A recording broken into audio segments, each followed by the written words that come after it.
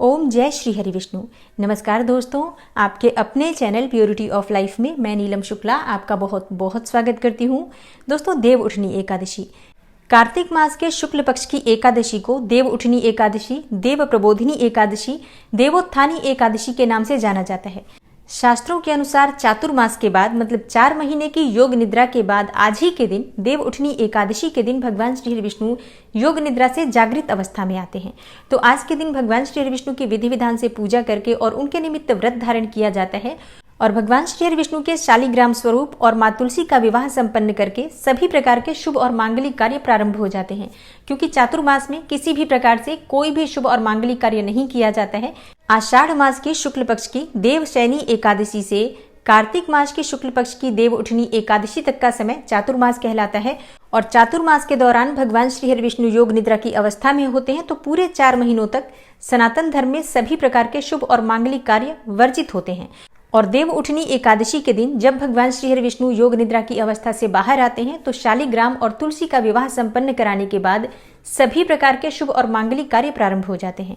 तो आज की वीडियो में मैं आपसे बात करने वाली हूं कि साल 2022 में देव उठनी एकादशी कब है, एकादशी की तिथि कब प्रारंभ होगी, कब समाप्त होगी और जो लोग एकादशी का व्रत करते हैं उन्हें एकादशी का व्रत किस दिन धारण करना है, पारण का मतलब व्रत खोलने का शुभ मुहूर्त क्या है, आज के दिन भगवान श्री हरि विष्णु की पूजा किस प्रकार से करनी चाहिए और कौन सा उपाय करना चाहिए, कौन सी वस्तु उन्हें अर्पित करनी चाहिए जिससे कि आपको व्रत का संपूर्ण फल प्राप्त हो और जो भी आपकी मनोकामना हो वो पूर्ण हो।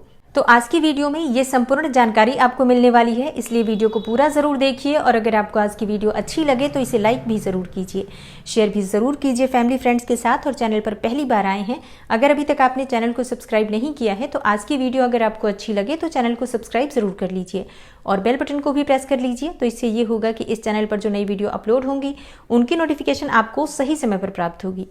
तो सबसे पहले बात करते हैं कि एकादशी की तिथि कब प्रारंभ हो रही है और कब समाप्त हो रही है। देखिए, देव उठनी एकादशी की तिथि प्रारंभ होगी 3 नवंबर की शाम को 7:30 पर और तिथि समाप्त हो रही है 4 नवंबर की शाम को 6:08 पर। तो सूर्योदय कालीन तिथि हमें प्राप्त हो रही है 4 नवंबर को, इसलिए 4 नवंबर शुक्रवार को देव उठनी एकादशी का व्रत किया जाएगा।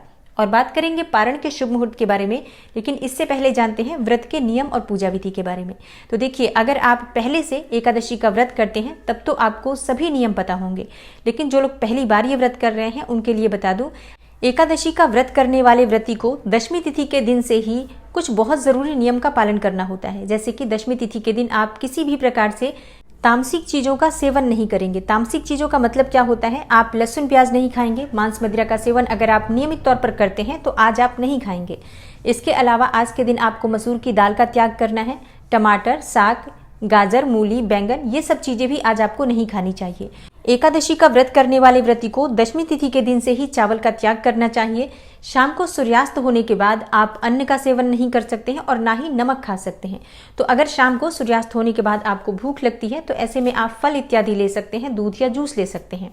शास्त्रों के अनुसार दशमी तिथि के दिन भूमि पर शयन करना चाहिए और ब्रह्मचर्य का पूर्ण रूप से पालन करना चाहिए। एकादशी के दिन प्रातःकाल जल्दी उठ जाएं, स्नान इत्यादि करने के बाद भगवान सूर्यदेव को जल अर्पित करें।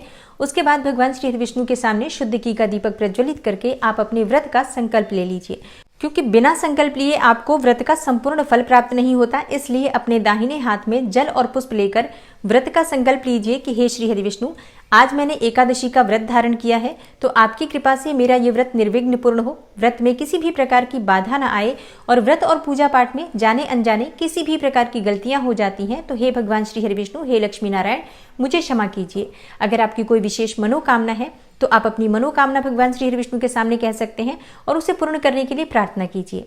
और व्रत का संकल्प लेने के बाद आपका व्रत प्रारंभ हो जाता है। तो इसके बाद आप विधि विधान से भगवान श्री हरि विष्णु की पूजा करें। जैसे कि अगर आपके पास विग्रह है उनका अभिषेक कर सकते हैं, पीले वस्त्र उन्हें अर्पित करें और पीले फलों का उन्हें भोग अर्पित करें। भोग में तुलसी पत्ता जरूर होना चाहिए। पीले पुष्पों से भगवान श्री हरि विष्णु की पूजा करनी चाहिए और ओम नमो भगवते वासुदेवाय नमः इस मंत्र का जप करना चाहिए।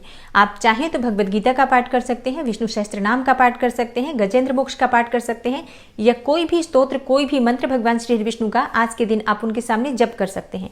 माँ लक्ष्मी के मंत्रों का जप भी जरूर करना चाहिए। आज के दिन श्री हरि विष्णु के साथ माँ लक्ष्मी की विधि विधान से पूजा करनी चाहिए। और आज देव उठनी एकादशी है तो तुलसी की पूजा का विशेष महत्व होता है। तो शाम के समय तुलसी विवाह संपन्न कराना चाहिए। शाम को गोधूली वेला में तुलसी का विवाह संपन्न कराया जाता है और विधि विधान से तुलसी और शालिग्राम का विवाह किया जाता है। और देव उठनी एकादशी की रात्रि में जागरण करना चाहिए, भगवान श्री विष्णु के नाम का मंत्र का स्मरण करना चाहिए। अगले दिन प्रातःकाल उठकर स्नान इत्यादि करने के बाद इस व्रत का पारण किया जाता है द्वादशी तिथि में।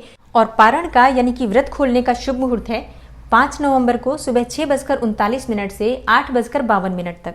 और पारण करते समय आपको शुभ मुहूर्त का ध्यान अवश्य रखना चाहिए, क्योंकि एकादशी व्रत का संपूर्ण फल हमें तभी प्राप्त होता है जब हम व्रत का पारण सही समय पर करते हैं। तो एकादशी के व्रत में दशमी से द्वादशी तक के ये नियम होते हैं जिनका पालन प्रत्येक व्रती को जरूर करना चाहिए।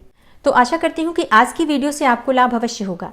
और तुलसी विवाह की विधि क्या होती है, तुलसी विवाह का शुभ मुहूर्त क्या है, आंवला नवमी कब है और आंवला नवमी पर आंवले की पूजा किस प्रकार से करनी चाहिए, ये संपूर्ण जानकारी की वीडियो आगे आने वाली है। तो चैनल से जुड़े रहिए।